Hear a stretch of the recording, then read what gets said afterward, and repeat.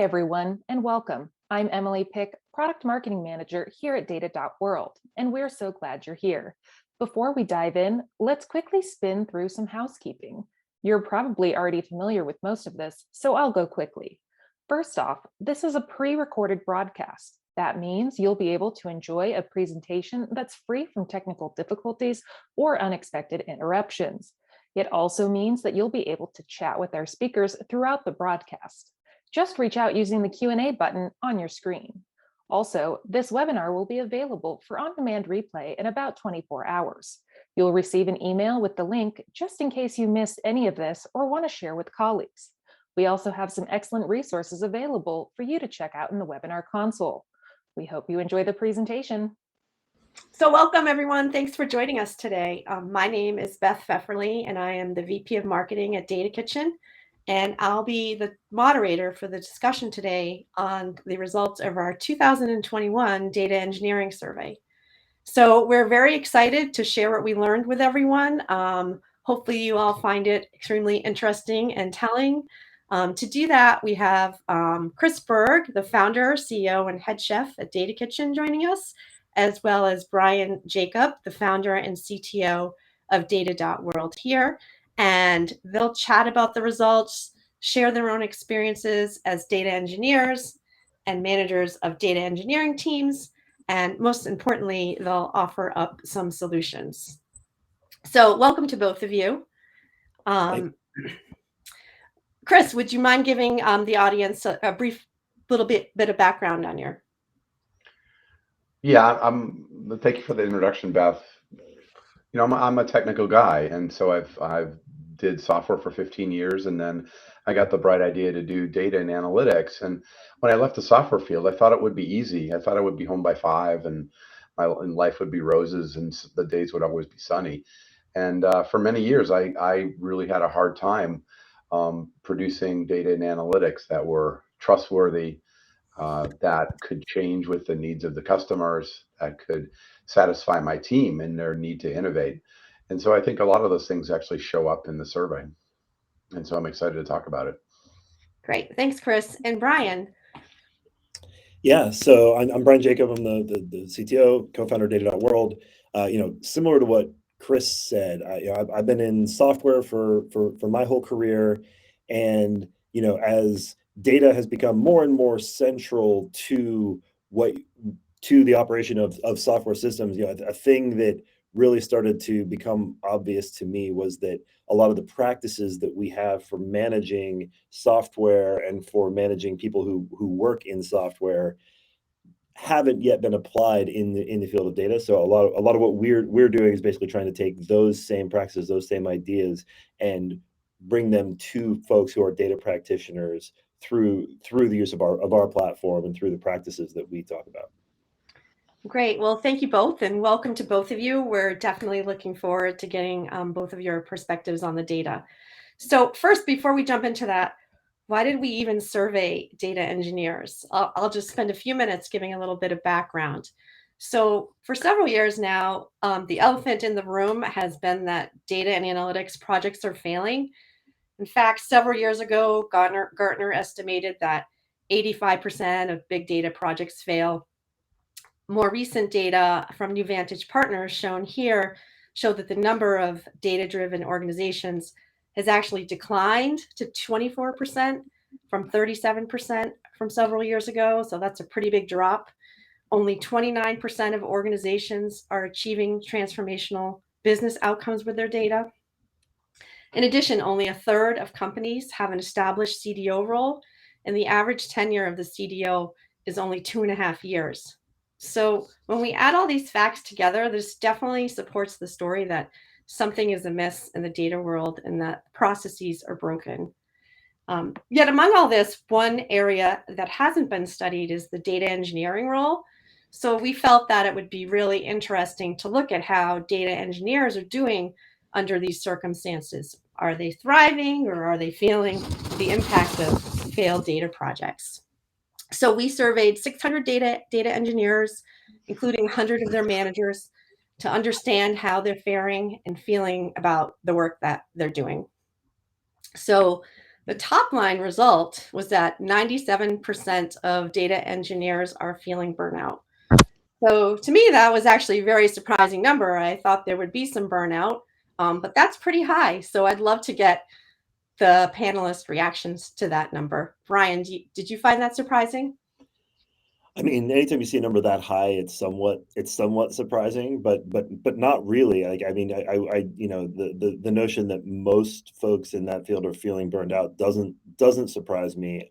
I think the there's not nearly enough kind of support infrastructure or expectation that that data engineering is really it's software engineering, but it's a lot of times it's not really managed or treated like that. It's something that folks are doing without a lot of the same support infrastructure that exists and is kind of well honed over decades for software engineering. And we go into a lot more detail on that, but that to me is the number one biggest reason for this is that folks are kind of expected to just make it work, and like a lot of things in software, that works until it doesn't. And I think what a lot of these folks are feeling is that they've kind of hit that point of scale where just kind of ad hoc processes aren't keeping up. Yeah. And Chris, would you agree with that? Yeah, if you excuse me, if you go under it a little bit, I think why does anyone feel burnt out, right? Because they don't feel successful, and there's an unending wave of stuff heading their way. And you could call that wave customer requests, you could call that wave broken systems and errors, but a lot of people in that role they feel under a tsunami of crap and they can't get out of it, and so that just leads to burnout. And so to me, I'm not surprised because the role itself is in some ways, I think it's fantastic that we've invented the term data engineers. And I used to call them ETL engineers, and someone called them the data guy.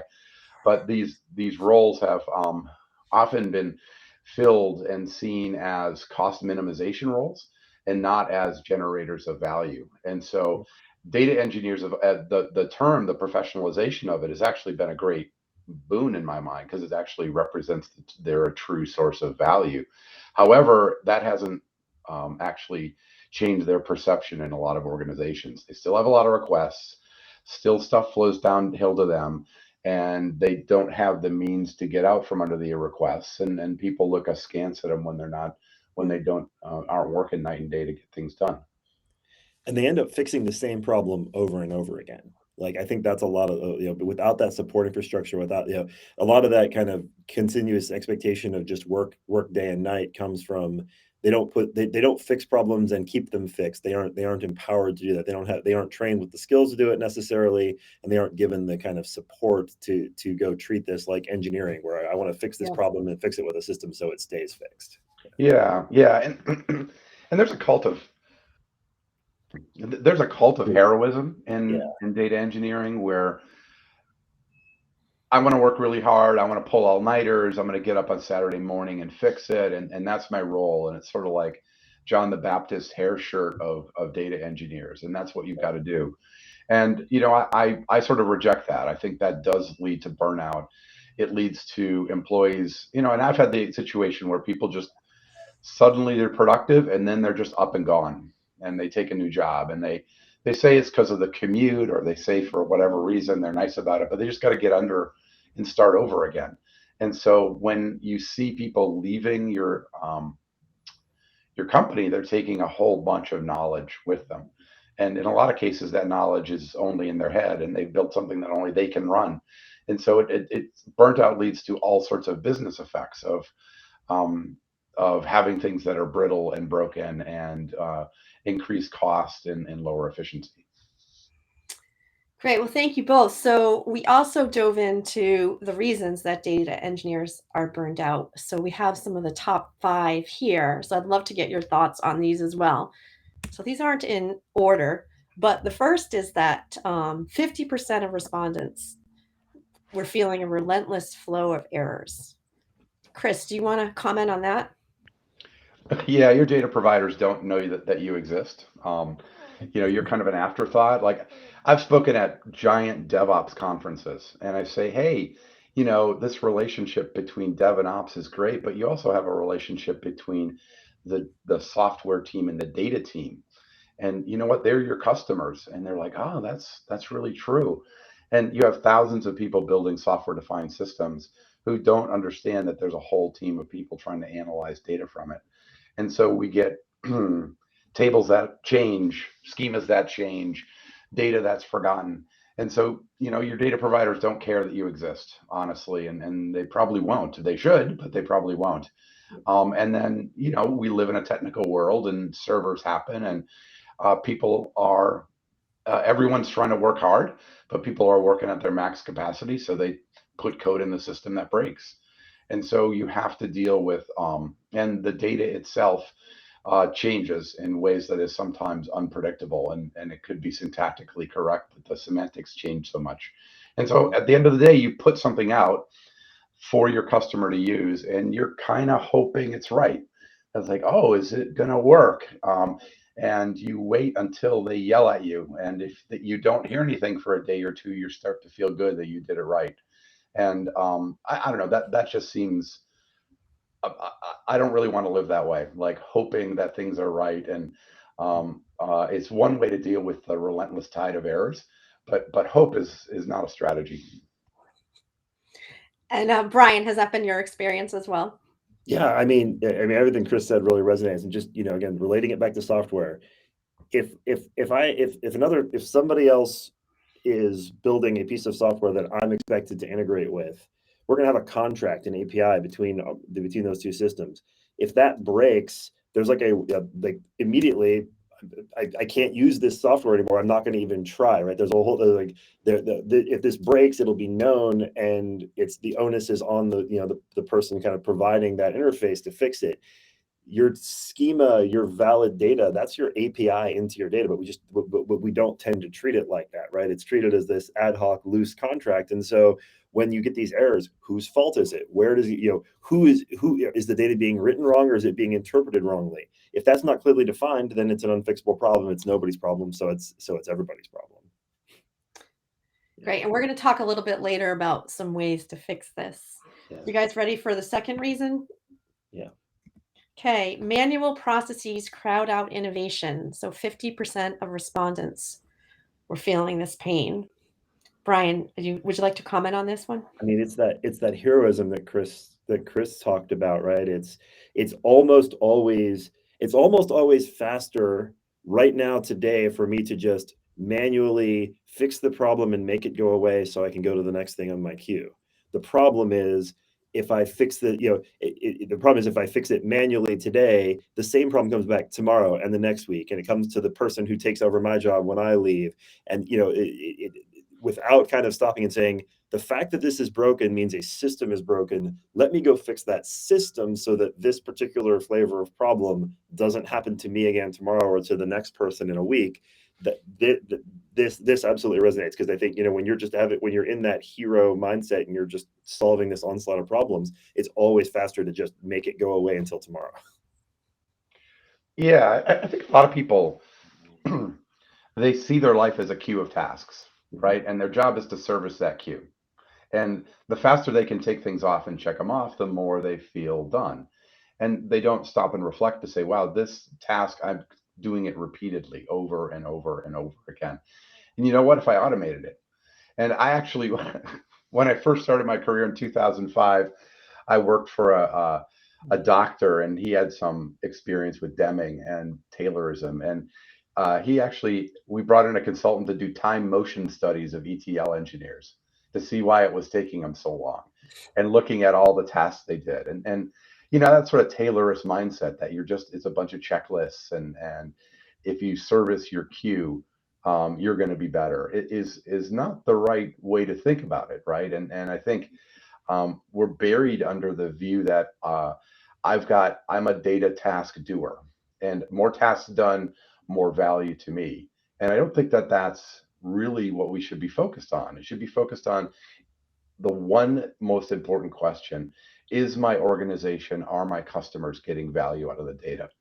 And then the other case that I think software engineers take pride in is, what's the least amount of work I can do to get there, right? And how can I get this done so I have more time? And how can I shrink my task queue through automation? And those are different perspectives that go against the, I'm just servicing a data task queue day in and day out. Great. Thank you both. So the third reason number 3, a steady stream of half-baked requests. So again, nearly 50% of respondents were feeling this. Chris, was this your experience as well? Yeah, this bugs me, right? And maybe because I'm a little older. All requests are half baked. Like there is no such thing as a baked request, and get over it. And your customers don't know what they want, and that is the way the world is because they're busy. Because our talents in data and abstractions and coding are a bit weird, honestly, and not everyone in the world has them, and they can express them clearly. And it's your job to iteratively pull out what the most value of the requirements are. And so half-baked requests are norm, and get over it. And the other part that I think is a struggle is people defensively say those requests are half baked, therefore they don't need to get on my queue, and I don't have to think about them. And so half baked requests are where insights generated, where value is created, where companies are getting value. And so that dialogue between you and your customer to service those half baked requests is incredibly important. And the faster you can go through that cycle, the more you can learn. And then the other part of it that's in the spirit of agile and software is you actually do less work because you learn what really matters. And when you take half-baked requests, the other aspect of half-baked requests is people take the half, they fill it with what they think the customer wants, which is often perhaps not what they want, but what you want to do technically. And then you overbuild, and you end up building too much that's not really needed. And so the idea of iteration, seeing the world as a dialogue with your customer, a river of questions that's unending, as opposed to building a house and walking away. I think that's the essential part of sort of focusing on value, focusing on customers. So this is the way the world is. And honestly, this is good. This is an opportunity for you. To show how great you are as an engineer. That's some great feedback, Chris. Brian, would you agree with that? Yeah, and I yes, for sure, and I would relate it. I'd relate it to just the notion of again, engineering and product thinking. Chris said every request is half baked. Like the discipline you kind of learn thinking about building software products is your customers come to you with problems. It's your job to craft a solution, right? It's like the old Henry Ford. If he built what everyone wanted, he would have built a faster horse, not a car, right? And that's the place you find that's the place you find yourself in as a data engineer. Is when people come to you with problems, your job is to solve that with to come up with a solution. The problem is why requests seem half baked is like usually customers come to you with their problem wrapped up as a solution. They usually come to you and like, oh, just add this field to this data feed. Oh, just fix this. Well, that's just taking that and saying, well, I'm going to go do that and then complain that it's half baked. That's the wrong approach. You step back, you say, what is the problem that this person is packaging up with this request? How can I solve that? How can I improve this system so that problem gets solved? But I'm also thinking about solving the next 10 questions that are going to be in that same vein. And that's that product thinking that, again, this is what you learn this is what you kind of learn and build a discipline around in software. We need to bring that to the notion of data engineering because it's another flavor of the same thing. Okay. Reason number 4, blaming and finger pointing. So 63, so a pretty high percentage of the respondents were feeling this. Chris, So, or Brian, you can take this one if you like. Oh, sorry. I mean, like this one really resonates because I think in the software world, you're using you're using source control. Like the more you kind of shine a light on proper provenance of how things happen, the less you have blaming and finger pointing. The more it's kind of an opaque ball of, well, something's wrong and no one really has clarity in how that works. I think you don't see as much blaming or finger pointing specifically because in the software world, you're probably using Git.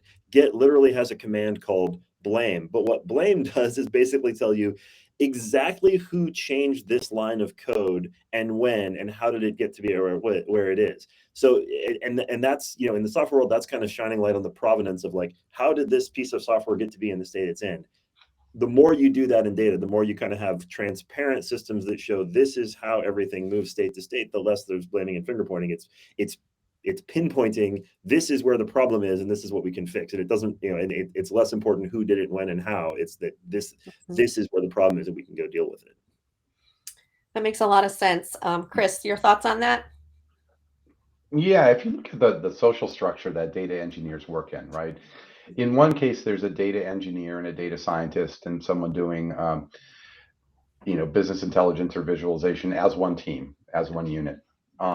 But oftentimes, the data engineers are their own unit.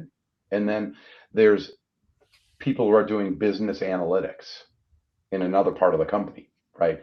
And the real customer of the data engineering team is trying to enable those self-service tools like Tableau to use it. And then the customer itself is the third one. And so you've got to kind of know who your customer is, right? And a lot of times, you know, sometimes for data engineers, you're on a team of sort of a full stack team, and your customer is a business person, you know, wearing a suit and tie. But oftentimes your customer is is a data scientist or someone doing business intelligence. And so we're all part of a system that that the end customer who really is paying our salaries.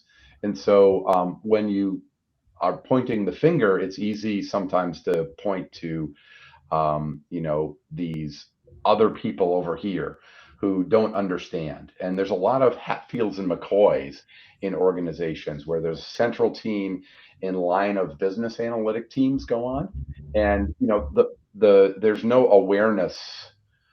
Problems happen. The guy or gal in the suit finds a problem in your dashboard. You're on a phone. You've got three different line of business groups. You've got a centralized data engineering team. You've got your data governance team, and you don't know where it lies. And so people are always saying, "Is it your fault? Is it my fault? Is it provided the data's fault?" And so, to me, this is a symptomatic of a greater problem, and that, you know, we don't know there, right? There's no way to point and find out where the problem is right away. And instead of instrumenting our systems to show where problems are, or perhaps even better, find them before the customers see them, we're having phone calls and meetings. And often it's the people who are your best people on it. And that almost further exacerbates the bottleneck issues that some team has. And if you're on these meetings where you're talking to other people on the team or your customers, and you're trying to diagnose something with 20 people on a phone call on a Saturday, that's a symptom that you need to improve the system. And that's not the way it is, and you're not being a hero. And honestly, sort of some organizations are great. They like conflict. Other organizations tend to be more passive aggressive, and then you sort of complain in silence. But these are when you're blaming and finger pointing, that's an indication that things need to improve. Okay. And last but not least, 69% of respondents feel they have restrictive data governance policies. Brian, do you want to comment on this one first? Sure. I mean, I think, you know, generally, I would classify this more as lazy data governance policies, right? And not kind of product and value oriented data governance policies. The default position of most folks in data governance is, you know, they are incented to make sure that there's never a misuse of data, which is a fantastic goal and is absolutely necessary. Like, you don't want, but they're incented only by that. And so the easiest way to implement a data governance policy is to just lock everything down and make it very, very difficult to achieve access to anything. And that's one way of knowing that only the people who should have access to something get it. You have to kind of invert that and say, what I want to have the maximum value out of this data. This data is an asset. It's not a liability. I want to actually have a data governance policy that figures out, okay, who can have access to it, and make sure those folks can easily discover and get access to it. So I absolutely would agree that, you know, restrictive data governance policies get in the way of data engineering work, and I think that comes down to, incentive structures, how governance has traditionally been done. This is a problem for everyone. This is a problem for the whole company, that data governance is done in this fashion. And Chris, your thoughts? Yeah, I think there's always a river of change, right? And giving insight. And if you look at the work that people do, that change is expressed in perhaps SQL code or Python code or a Tableau workbook or an Alteryx workbook. But it's also expressed in a data catalog or data lineage or um, the rules that govern data security. And I think those artifacts themselves are worthy of iteration and improvement. And so I think what's happening now is, data governance 10 years ago or 15 years ago was always the cranky 50-year-old who kind of got out of doing ETL and now knows where all the bodies lie in data, and that was governance. So governance was a person. And I think governance is a process, and I think honestly governance as code is probably the best way to do it. And so I think these restrictive things actually stop people from innovating on data, and that's why we're here and why we got into this field. Okay, so how can we make it better, right? A lot was covered here. It feels a little bit dire. So what can we do about it? So here we have 10 tips to overcome data engineer burnout. So the first is, don't suffer, build a system. Chris, do you want to talk a little bit about that? Well, yeah, it's the last 15 years of my life, so yeah, I guess I can talk about it. Yeah, I suffered for many years, right? And my wife thinks I started this company just as a whole. It's therapy. She basically thinks you started the company because your life was hell for so long, and in some ways that's true, right? Because I didn't like waking up in the morning and worrying that the data was wrong. I didn't like people calling me up saying it was late. I didn't like my customers rolling their eyes at me saying, "You big dumb tech nerd, you're too slow." I didn't like having employees go with me and complain that they couldn't try something out quickly and learn. And that's not a fun position to be in. And I think everyone has those problems. And so to me, I think the answer, the process I went through internally was to reflect and then say, at first I thought it was something particularly wrong with me as a person, as a manager, and I read books. And then I started to realize, no, I needed to actually think about the system. And I started to read Deming and think about it's a factory, not just an artifact. And I started to, from Deming, I started to read more stuff about DevOps and how we actually build a system. So the answer here isn't to sort of hate yourself or hate your team or quit and go on. It's to say that you have an opportunity here to transform that suffering into system building, and that can actually help you and everyone else on your team. And to me, I like it because this phrase, because it's a lever. It says, okay, I see the problem. These characteristics of burnout and lack of data projects being success, that's a pointer to building systems to solve them. That's not a indication of personal failing or that the field is broken. It's that we need to do some work, and building these systems around our data tools, and reflecting on how we work as a team, I think is part of that. And Brian, would you agree with that? Yeah, absolutely. And just, we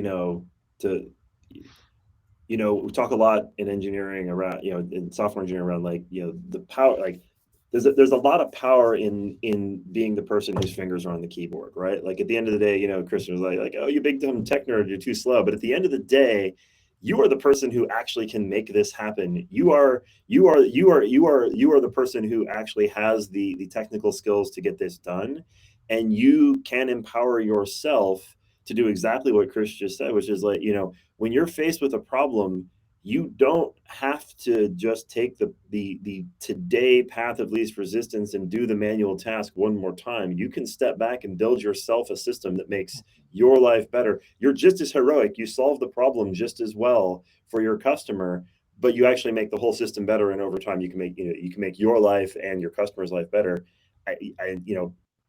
You don't need permission. You are empowered because you're the person who's got fingers on the keyboard solving the problem. So solve it in the way that scales and makes the system better. Okay, so great advice from both of you. So number 2, don't agonize, automate that shit. Brian, do you want to take this one? Yeah, but I mean, I would mostly just repeat what I just said. Like, Yeah. don't agonize. Don't wait for permission. You do not need permission to solve your problems in a way. You know, you don't have to treat it like taking a queue of manual tasks. You can treat you are empowered to turn your job into automating this. Don't solve a problem manually. Build a robot that will solve it for you every time it comes up from now on. This is the way. Yeah, this is the way. Yeah, exactly. Like the Mandalorian, this is the way. Chris, anything to add there? Yeah, it's from a like a leader's perspective, you need to make time for your team to automate stuff, and you need to celebrate automation, and not see it as crap work, but see it as value generation work. And the transformation that's happened in software was, when I last ran a dev team in 2000, we had one release engineer and a 35-person team, and that release engineer was paid less than everyone else, and we had a SaaS product. Now that has transformed into a DevOps engineer, and most organizations have 28% of their team devoted to DevOps, devoted to automating that shit. And why? Because automation gives velocity and helps your team who are actually creating value get it done. And so automation is a velocity generator. And so this career path of automation, I think, is really important on data teams. And what we mean by automation, again, is not the hands on the keyboard help you automate building fast writing SQL code. In some ways, I'm a little dismissive. I've done SQL, I've done Python, I've done a bunch of languages and a bunch of different tools. And yeah, they're better. One tool is better than the other. But if you can build a system around it and automation around that system, you get 10x the leverage. And so devote time to it. It's not scut work. It's not for lesser beings. And what's happened in software is your DevOps engineers are in some cases, in a lot of cases, actually paid more than the sort of back end and front end software engineers, because automation provides leverage. Great. And it's a really really good point, Chris. That I leadership needs to embrace this and run their teams this way. I 100% agree with that, and that's the trend. That's where this will go. But in the meantime, don't wait for permission as well. Yeah, exactly. Your organization hasn't caught up to the need to work this way. Work this way anyways. Great. So the next tip is run toward errors. Chris, do you want to take that one? Yeah, you live in an error system, right? Data has errors in and will always have errors. It's never going away. And so don't hide them. Don't forget about them. Errors are opportunities for improvement. Errors are opportunities to automate. And so in a lot of teams I see, they're embarrassed by errors, but it's really a place for you to shine, to automate, to improve the system. And it's an opportunity for you to learn. And so I think don't avoid errors, just run towards them. And it's a really counterintuitive thing, because most of the time we're embarrassed. Does it make us look bad? Are we going to lose some positional authority in our organization? Yada yada. But on the other hand, this is really a great place for you to shine. And Brian? Yeah, I mean, errors are opportunities to improve. Every time you see an error, it's an opportunity to build a system and make sure that error doesn't come again. So fully embrace this. Once you know you have a problem, fix it. So next is don't be afraid to make a change. Brian, do you want to take that one? Sure. I mean, I think it's also, kind of, I feel maybe I keep getting ahead of myself and answering these points earlier, because again, power the keyboard. You are empowered to make this change. There is nothing saying that you must solve this with manual. You must solve your day-to-day problems with manual labor. You can solve them with automation, and you shouldn't wait for permission. And Chris, your thoughts on that? Yeah, I think if you can lower, a lot of agility is the balance between sort of fear and heroism, right? And finding the right balance. And yeah, there's some cases where you want to reduce that fear and reduce the heroism at the same time, and get the right balance. And so don't be afraid to make a change is really reflective of that. So next is done means live in your customer's hands. Chris, what does that mean to you? There's this like notion in psychology of sort of putting a wall up or being defensive, and a lot of data teams say, I get my job is to get to X, and it's some arbitrary point on the journey that data takes to value. My job is to fill a database with a schema. My job is to get the model done. My job is to tweak this dashboard. But at the end of the day, what done means is your customers getting value out of it. Full stop, right? And that's what done means. And so focusing on products instead of projects, tear down those walls in your head and really focus on making your customers successful. I think it's easier sometimes to make an arbitrary intellectual line in the sand and saying I'm done at that line, but done really means it's in your customers' hands and they're getting value. And do you agree with that, Brian? Yeah, for sure. I mean, the definition of done is one of the kind of like hardest principles to get into a team, get into any kind of engineering team. And, it's like that last 20% that puts it in your customer's hand is often the thing that, is that you'll shy away from. It maybe is the less fun kind of polishing and finishing work, but it's the only thing it's the only thing that matters. Getting it most of the way there and then letting it sit doesn't do anyone any good. So this is definitely okay. So next, and we've already talked about this one, don't be a hero, make heroism a rare event. Ryan, do you want to elaborate on that one a bit? Sure. Yeah. And I think it is important to call out, we keep talking about heroism. Like heroism is great. Like heroism is, heroes save the day sometimes. And like sometimes you just gotta, put in that extra that long night. Sometimes you've gotta go in. Sometimes it's definitely the right decision to do the thing that doesn't scale and just get the job done today. Right. We've talked a lot about how you shouldn't do that. And as a general practice, you shouldn't. But part of being in an engineering kind of role is having that judgment for actually my customer's on fire. I need to fix this as fast as possible and put a solution in their hands. It's then the discipline to then circle back and say, and then tomorrow I'm going to go back and start working on how do I make sure that this particular fire that caused me so much anxiety and required me to be a hero doesn't happen again. Heroism, it doesn't go to zero. But if that's the only way you ever get your job done, then all you're going to be is an exhausted hero, and you're going to burn yourself out. So number 7, seek out opportunities for reuse and sharing. Chris, can you tell us a little bit more about that? Yeah. No, sorry. So there's the work that we do in data and analytics is code, and you don't want to copy code from someone else and tweak it a little bit and then create, copy and pasting is not an engineering strategy. And so if you can build reusable components, you can share those components with other people. You can then scale because we're building, we're in the complexity business. And so, software engineering is kind of dealt with that for years, but we have large distributed systems, lots of different tools, lots of different data sources. And the idea of abstraction and grouping things together into functional units, making them reusable, giving them APIs, it is really helpful and can provide leverage to your team. And so technical design at a high level, architecture design, scalability, reuse are important features that we shouldn't dismiss in our pursuit of delivering data value for our customers. Okay, great. Thanks, Chris. Number 8, practice agile data governance. Brian, can you tell us what this is?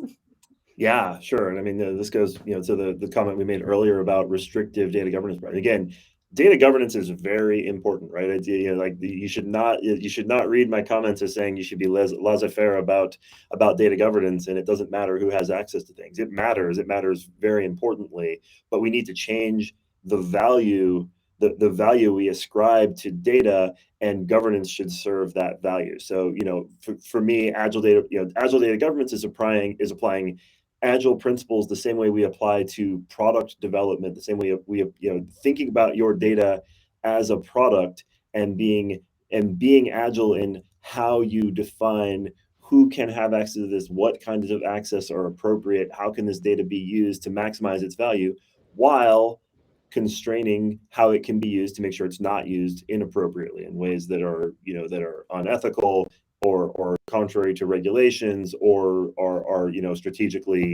strategically fraud. Okay, great. Thank you, Brian. Number 9, measure your processes and improve them. Chris, can you tell us a little bit more about what that means? Well, if you look at our slides, we talked about errors and overwork and how slow it is to change things. And those, we're in the measurement business, right? We're trying to measure the organizations we work in. And so I think we should apply that to our own teams, our data engineering teams, our data science teams. Measure the work that your team does and look at its output. And I think you're going to be surprised at how often people are how much time people spend in meetings, how many errors you have that go into production, how long it takes you to actually make any changes. And I think these key measurements of error rates and cycle times and productivity are something that we should apply our analytic skills to how we work as a team and how we create value for our customers. And that's going to be very insightful. And it's actually going to point out some of these problems that we see today. Okay, thank you, Chris. And lastly, number 10, don't put your head in the sand. Focus on value delivery. Brian, what are your thoughts on that? I mean, I think it's the summary of a lot of the stuff we've already been talking about, right? Don't suffer, build systems, automate these things. Don't be afraid to go ahead and make the changes. Done means done in your customers' hands. Being agile with data governance and making sure that we're maximizing the value. Like the whole point of the whole point of all this is treating your data like a product, focusing on that delivery of value, and then doing the things that help you engineer toward that value. I think if you take the long view of this, just as Chris was saying, with like how DevOps has become so core and respected, and this is going to happen in this space. Engineering is engineering. We're gonna I think there's a lot of notion that like data engineering happens on this fast time cycle, and we don't have to do all those engineering processes because they slow us down. They don't slow you down; they speed you up. It's the saying I've heard a lot of my colleagues kind of throw around in this, which I love. Why do you have brakes on your car? So you can go slow? No, it's so you can go fast safely. All of these engineering processes and automations take a little bit more time each time you set them up, but they save you huge amounts of time downstream. And as this practice matures, it's going to become an engineering practice, just like any other software engineering practice. You might as well get ahead of the curve and be part of that. Great, thank you. And I love that analogy of the brakes on the car, allows you to go fast. So great. Well, thanks you guys for sharing all these tips to overcome data engineer burnout. So one last question for both of you. Frankly, when I first read the results of the survey, I found it a little bit depressing. So it's great to hear all these ways that it can be overcome. Do you both feel hopeful? Chris, do you want to answer that first?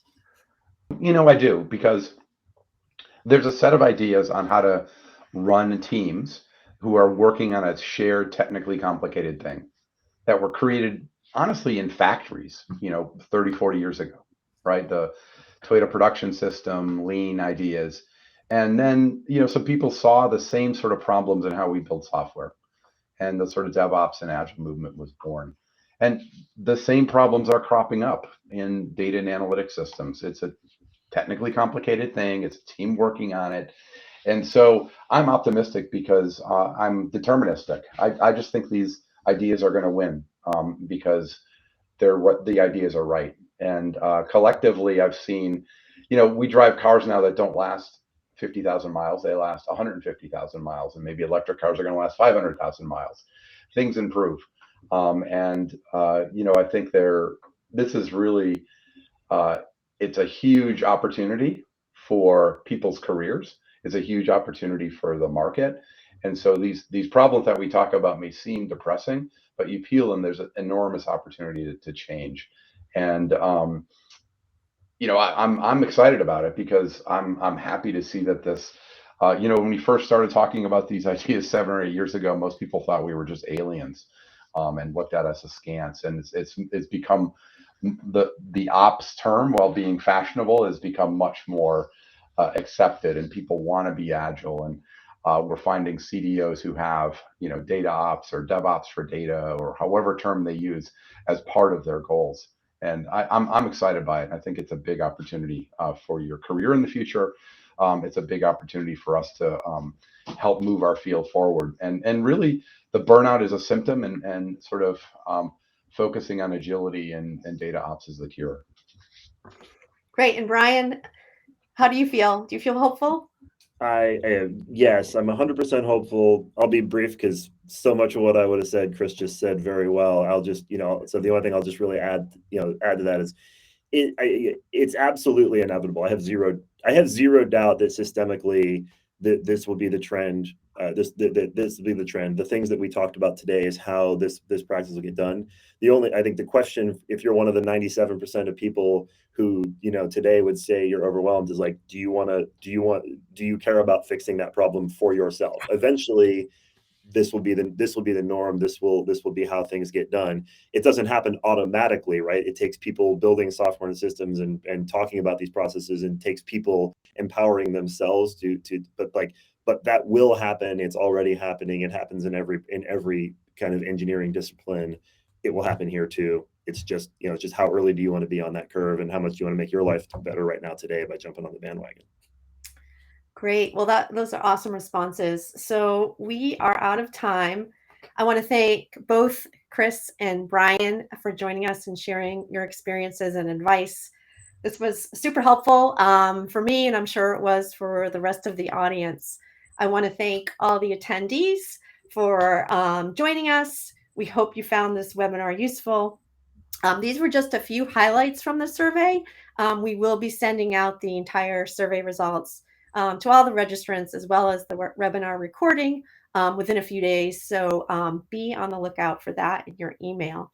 If you have any additional questions, please don't hesitate to contact Chris, Brian, or I. We'll also send our contact information in the follow-up email. And then we also have some additional resources here as you think about how you're going to move forward and overcome some of these challenges. Data.world has a great white paper on agile data governance, and Data Kitchen has a data ops cookbook, which tells you everything you need to know about data ops. So with that, I will sign off. Thanks again to our speakers, and I hope everyone has a great afternoon and evening.